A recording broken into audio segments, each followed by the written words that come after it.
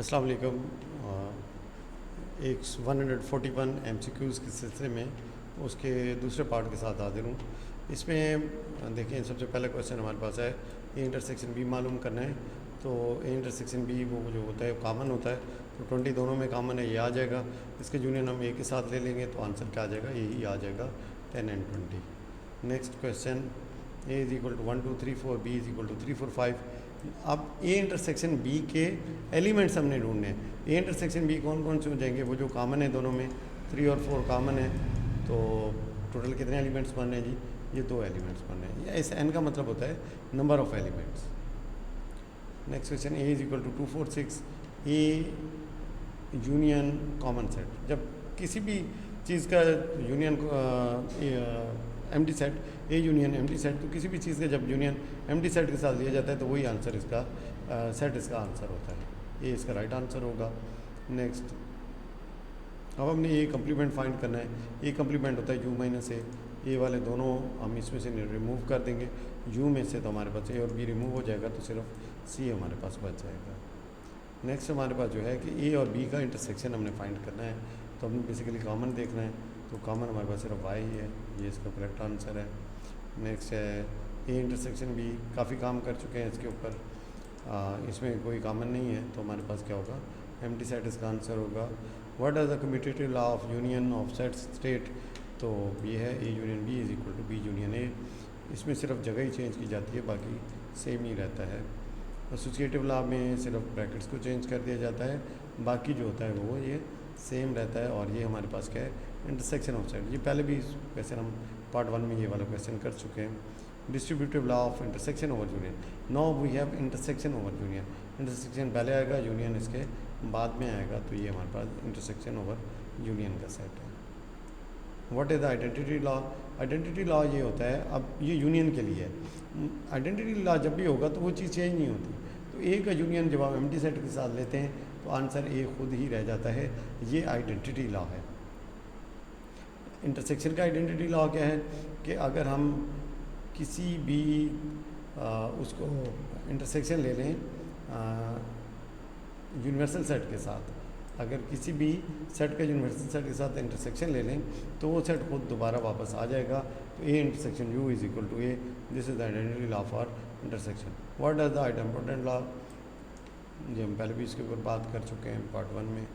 Which law says A union A complement is equal to universal set, तो ये complement law है, ये union का कम्प्लीमेंट लॉ है। इंटरसेक्शन का जो कम्प्लीमेंट लॉ होता है, A intersection A complement is equal to empty set, ये दोनों बड़े ही ये आ चुका है। What are A intersection A complement, तो ये पहले भी बता चुका हूँ, ये एम्प्टी सेट होता है। और ये दोनों बहुत इंपॉर्टेंट क्वेश्चन है, अक्सर पेपर का ऐसा होते हैं। डी मॉर्गन का फर्स्ट लॉ पहले बात हो चुकी है, A union B complement is equal to A complement intersection B complement. What is De Morgan second law, अब सेकंड लॉ इंटरसेक्शन के बारे में है कि ए और बी का अगर हम इंटरसेक्शन लेके उसका कम्प्लीमेंट ले लें तो वो A complement union B complement के इक्वल होगा। ये 8th इवन 9th में भी फाइनल के पेपर में, बोर्ड के पेपर में ये सवाल अक्सर करने को आपको मिलता है, और है बहुत ही आसान, अगर आपको मालूम हो इसका करना कोई मुश्किल नहीं है। We last state that A intersection B is equal to B intersection A. तो उम्मीद है अभी तक तो आपको अच्छी तरह से आपने कर लिया होगा जी। ये क्या जी, ये है जी इंटरसेक्शन का कम्यूटेटिव लॉ, लेकिन क्योंकि सिर्फ कम्यूटेटिव लॉ ही लिखा है तो हम इसी को टिक कर देते हैं।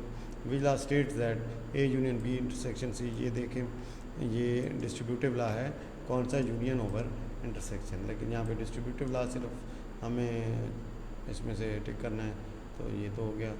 डी मॉर्गन्स फर्स्ट लॉ बार बार आ रहा है, बार बार इसलिए बेसिकली दिया गया है ताकि मिस्टेक ना हो।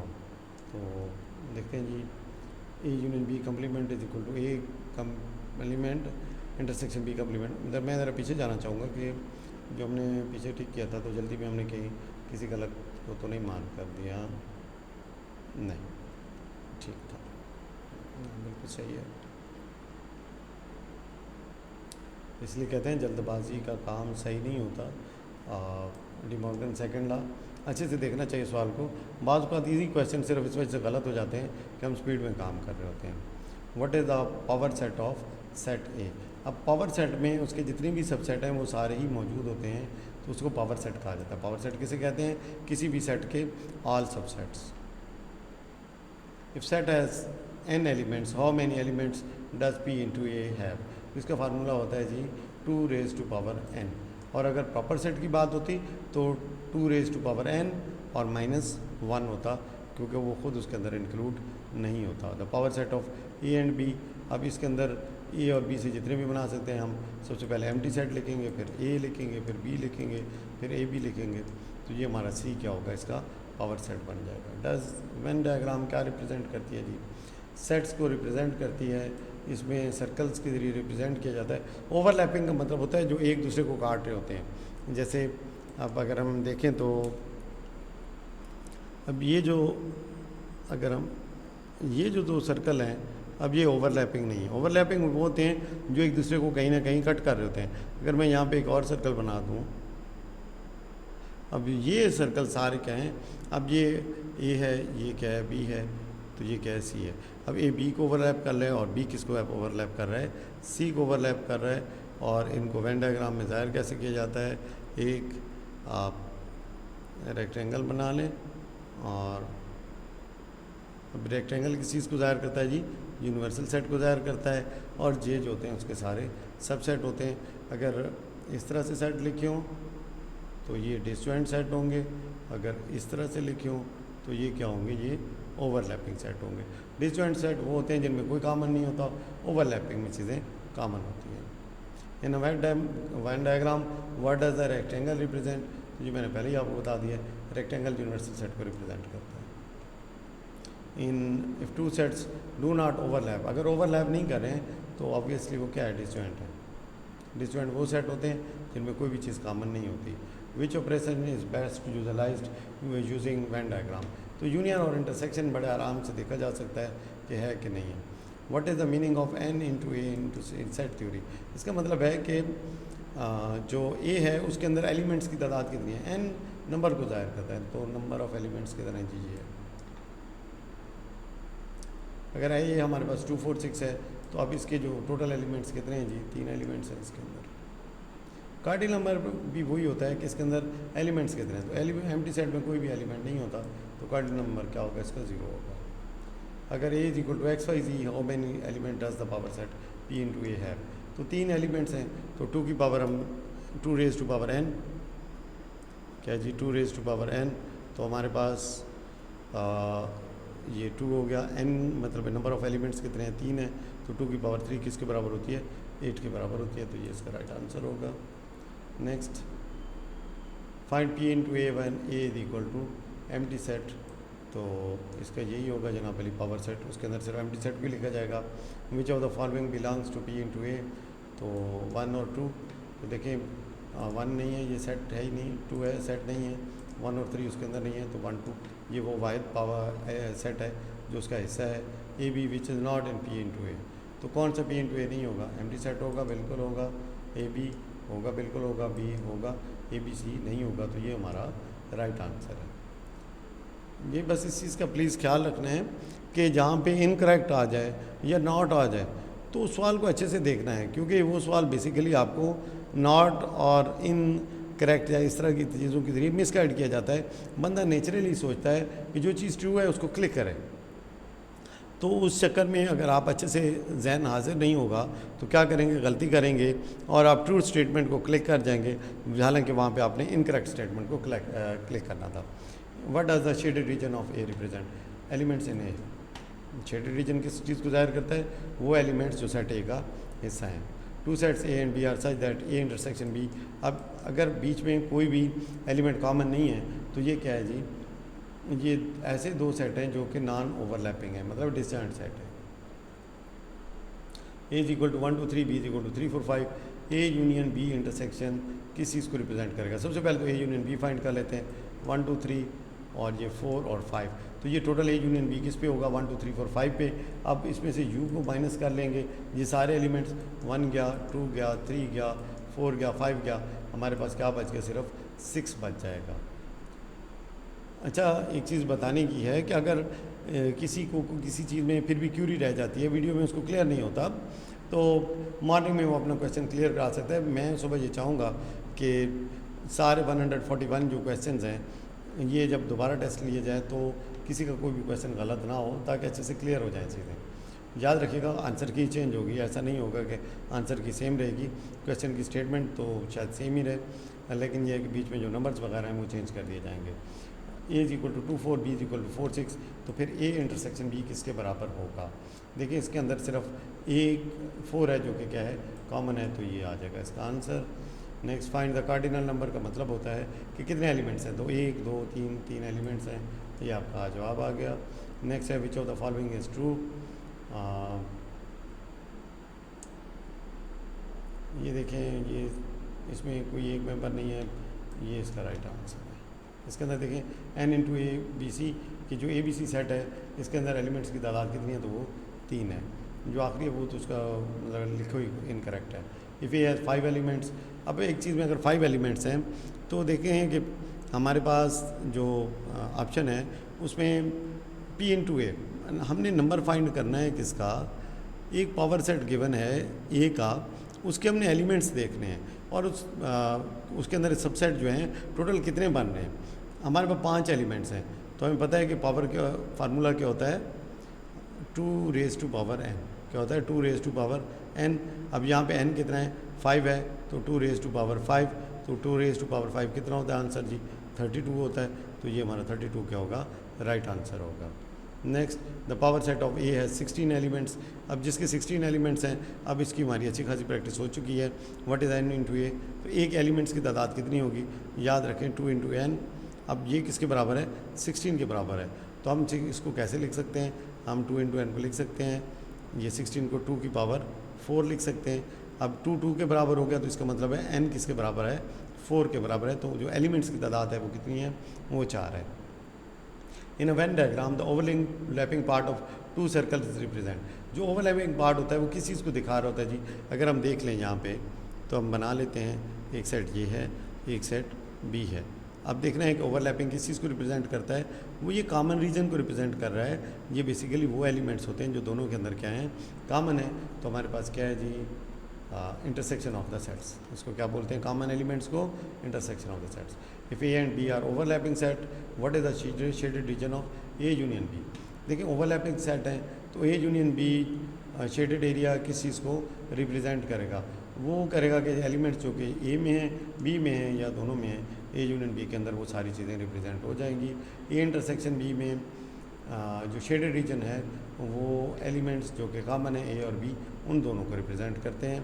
If the shaded area includes only the outside of all circles, अब याद रखें ये हमारे पास एक यूनिवर्सल सेट है, इसके अंदर हमने सर्कल लगाने हैं, तो सर्कल लगाते हैं जी। इसके अंदर एक सर्कल ये हो गया, एक सर्कल ये हो गया। अब जो रीजन इसके बाहर है, ये एरिया जो सारा मौजूद है, ये बेसिकली क्या है, ये यूनिवर्सल सेट का हिस्सा है, लेकिन ए यूनियन बी उसके अंदर शामिल नहीं है, तो हम उसको बोलेंगे complement of A union B, कि यूनिवर्सल सेट का वो हिस्सा जो ए यूनियन बी में से नहीं है। A complement of A union B क्या होता है, U minus A union B, कि ये और ये वही हिस्सा है जो कि बाहर है। What is the total number of regions created by overlapping sets in a Venn diagram, तो 3 ओवरलैपिंग सेट उन्होंने हमें किए, हम यहाँ पे कोई बना लेते हैं। इतनी अच्छी डायग्राम तो नहीं है, लेकिन कोशिश करेंगे कि आपको उसका मतलब समझ। आप देखें रीजन कितने बने हैं, सारे रीजन्स क्लिक कर लें, 1 2 3 4 5 6 एंड 7। तो देखें आप अगर मालूम है या नहीं है, बड़े आराम से आपने मालूम कर लिया कि कितने रीजन बनते हैं जी, 7 रीजन बनते हैं। वैन ए और बी डिस्जॉइंट हैं तो ए इंटरसेक्शन बी क्या होगा, ये एम्प्टी सेट होगा, कोई चीज़ कॉमन है ही नहीं इसके अंदर। अब क्या जी, एक्स मेंबर है एन का सेट बिल्डर फॉर्म, ज़्यादातर बच्चों के सवाल इसमें गलत हुए, कंप्यूटर भी चक्कर खा गया और 12 सवालों की जो की है वो गलत जनरेट कर दी इसने, तो वो सुबह इंशाल्लाह दुरुस्त कर दी जाएगी। एक्स मेंबर है एन का और एक्स छोटा है 4 से, तो 4 से छोटा है और नेचुरल नंबर है, तो नेचुरल नंबर 1 से स्टार्ट होते हैं, तो 1 2 3 इसका राइट आंसर होगा। विच of the following is the correct set builder form of 2 4 6 8 10। अब देखें ये सारे नेचुरल नंबर हैं और इवन नंबर हैं और 10 से कम हैं, तो वो कहता है कि x is equal to 2n, n member है, n का नेचुरल नंबर है and x is equal and less than 10, तो ये इसका राइट आंसर होगा। बाकी ये सारे रियल नंबर्स हैं। अब देखें एक्स इज़ इवन, अब आर है इवन है, इसका मतलब है ये माइनस वाले भी होंगे और प्लस के भी होंगे। अब आर जहाँ भी गिवन है इसका मतलब होता है रियल नंबर। थोड़ा सा बता देता हूँ इसके बारे में। जो रियल नंबर्स होते हैं उसके अंदर इंटीजर भी शामिल हैं, उसके अंदर रैशनल नंबर भी शामिल हैं, उसके अंदर इरेशनल नंबर भी शामिल हैं, उसके अंदर नेचुरल नंबर भी शामिल हैं, उसके अंदर होल नंबर भी शामिल हैं। मतलब इसमें डेसिमल्स भी शामिल हैं, फ्रैक्शन भी शामिल हैं, इसमें जो स्क्वायर रूट के अंदर नंबर पड़े होते हैं वो भी शामिल हैं, इसके अंदर डेसिमल्स भी शामिल हैं, हर तरह के नंबर इसके अंदर शामिल होते हैं। तो अब इसके अंदर तो बेतहाशा नंबर आ जाएंगे।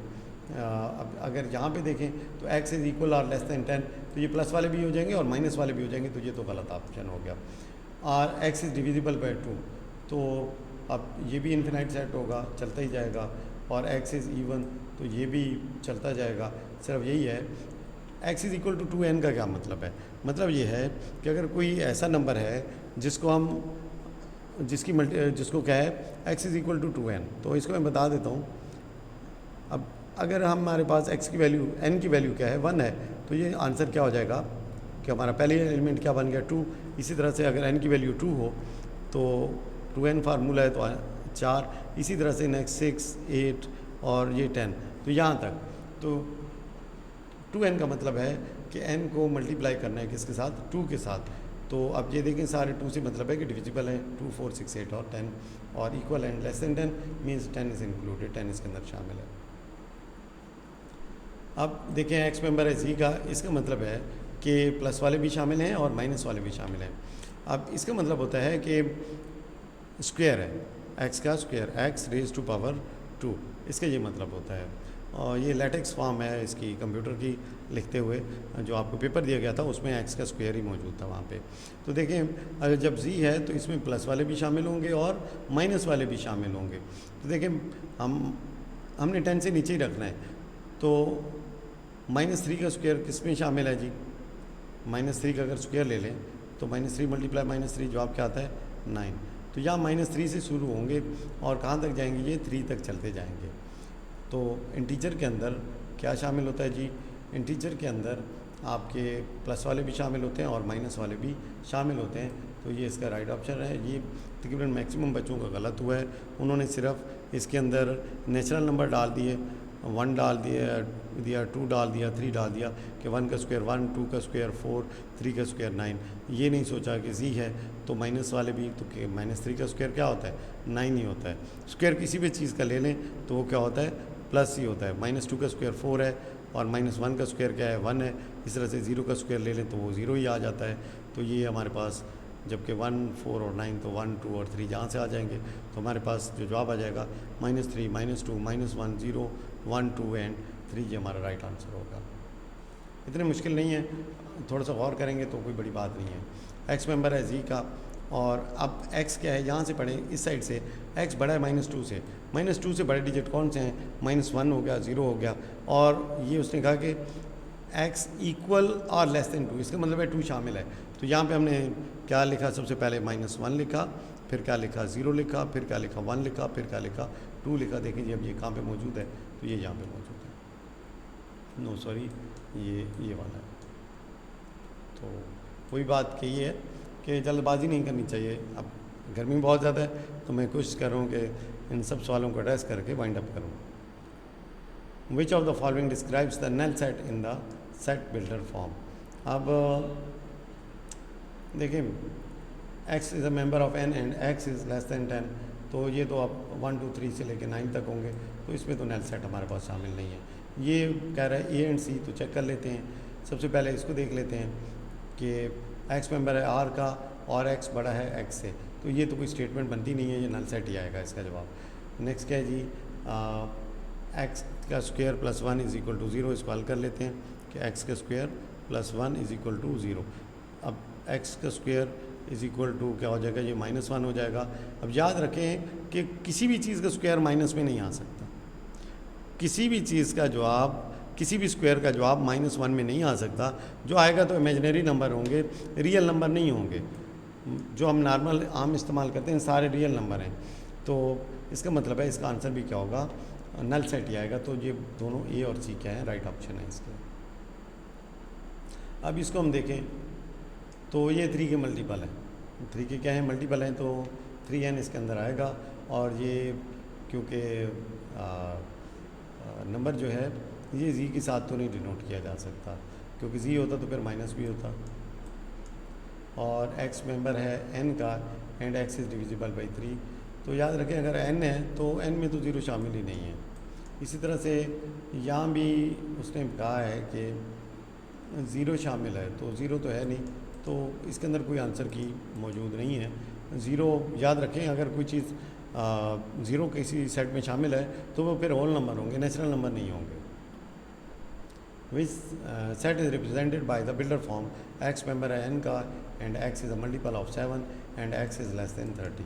अब 30 से नीचे 7 के मल्टीपल हमने देखने हैं, तो 7, 14, 21 और 28 उसने कहा नेचुरल नंबर है, इसका मतलब है ज़ीरो शामिल नहीं होगा, और ज़ीरो वैसे भी 7 का मल्टीपल नहीं है। नेक्स्ट x मेंबर है r का एंड x का square is equal to 16 equal. अब रियल नंबर है, इसका मतलब है इसमें प्लस भी शामिल होंगे और माइनस वाले भी शामिल होंगे।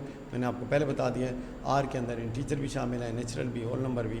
तो देखें 4 का स्क्वायर क्या होगा, 16 होगा, और -4 का स्क्वायर क्या होगा, ये भी तो 16 होगा। कैसे भाई, -4 मल्टीप्लाई बाई -4, तो answer minus minus plus 4, 4 is 16।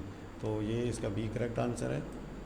ये कुछ सवाल थे जिसमें कंप्यूटर से मिस्टेक हुई है। मैथ के क्वेश्चंस की बनाते हुए अक्सर कंप्यूटर जो है वो धोखा दे जाता है, मैनुअली फिर चेक करना पड़ता है। What is the domain of the variable, ये जो सवाल है ये आपके सिलेबस का ऐसा नहीं है, ये 9th ऑनवर्ड शुरू होते हैं, तो sorry for this. Which builder notation correctly represent the set of all even natural numbers greater than 10। तो अब हमने नेचुरल नंबर देखने हैं जो कि 10 से बड़े हैं, जो कि 10 से बड़े हैं। x मेंबर n का and x is greater than 10 and x is even, तो ये तो ठीक हो गया। x मेंबर है r का and x is equal to 2n and n is greater than 5, तो ये भी दुरुस्त स्टेटमेंट है और ये भी दुरुस्त स्टेटमेंट है। अब उसने बता दिया है कि ये ग्रेटर देन 5 है, इसका मतलब है कि माइनस वाले नंबर तो शामिल नहीं होंगे। और अगर 2n को हम ग्रेटर करें 10 से, तो इसका मतलब जो भी नंबर आएगा वो 10 से बड़ा ही आएगा। जैसे फ़र्ज़ करें n की वैल्यू उसने कहा 5 से बड़ी है, तो 2n हम फार्मूला रखते हैं, n की वैल्यू 5 से बड़ी कितनी हो जाएगी, 6 हो जाएगी, तो आंसर क्या आ जाएगा, 12 आ जाएगा। अब इससे ऊपर जितने भी हैं वो सारे इसका हिस्सा होंगे, और ये दोनों के अंदर सेम ही कहानी लगी हुई है, तो ऑल ऑफ द अबव इसका करेक्ट आंसर है। x मेंबर है n का and x is greater then 1 and less then 6, तो ये 2, 3, 4, 5 ये इसका आंसर है।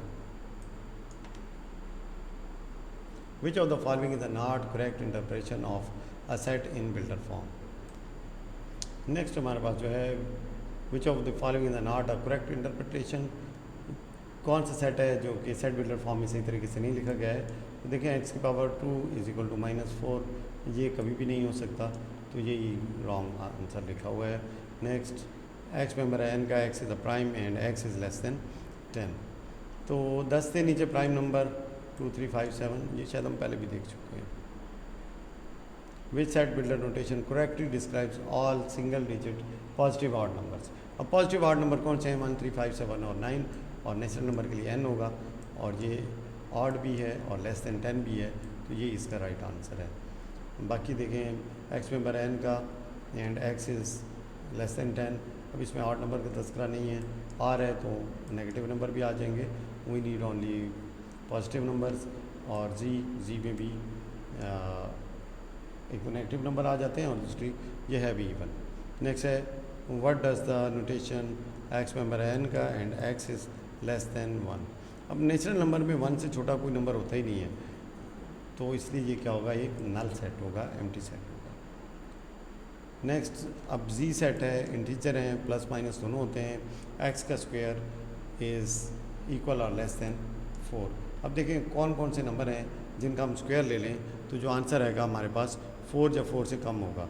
तो देखिए -2 का स्क्वायर ये भी 4 है, -1 का स्क्वायर ये भी क्या है, 1 है, 0 का स्क्वायर क्या है, 0 है, 1 का स्क्वायर क्या है, 1 है, और 2 का स्क्वायर क्या है, ये 4 है।